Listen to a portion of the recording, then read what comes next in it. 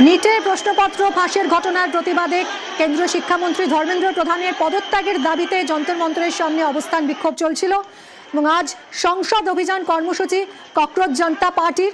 পুলিশের অনুমতি মেলেনি, কিন্তু তারপরেও অভিযান চালায় সিজেপির প্রতিনিধিরা। তখনই অভিযানে বাধা দেয় পুলিশ। এরপরই পুলিশ বিক্ষোভকারী সংঘর্ষ, ধুন্ধুমার পরিস্থিতি হয়। মৈত্রী আমার সঙ্গে সরাসরি রয়েছে, জানাবে মৈত্রী এখন কি পরিস্থিতি আর এতটা উত্তপ্ত হয়েছিল কেন পরিস্থিতি?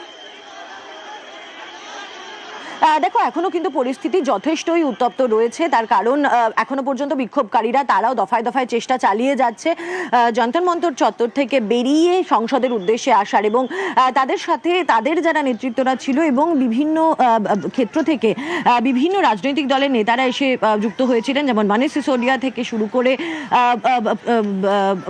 আজাদ, তিনি এসে যুক্ত হয়েছিলেন, সাংসদ, এবং একের পর এক এরা যখন একের পর এক যুক্ত হয়েছিলেন তারাও কিন্তু বেরোনোর চেষ্টা করছিলেন। পুলিশ তাদেরকেও আটকেছে।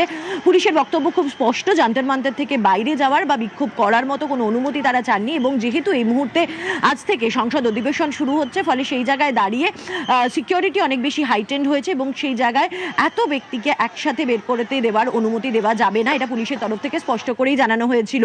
আজকে সকাল থেকে আমরা দেখছিলেন যে যন্তর মন্তরে একদিকে যেরকম সিজেপির যারা প্রোটেস্টাররা, যারা বিক্ষোভকারীরা, তারা এসে জড়ো হচ্ছিলেন, তেমনই কিন্তু বিশাল সংখ্যায় পুলিশ বাহিনী, দিল্লি পুলিশ এবং দিল্লি পুলিশের র্যাফ টিম, তার সঙ্গে সঙ্গে টিয়ার গ্যাস এবং টিয়ার গ্যাসের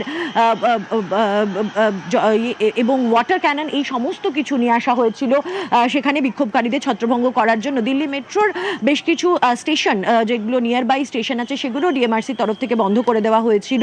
সব মিলিয়ে আটোসাটো। ধন্যবাদ মৈত্রী।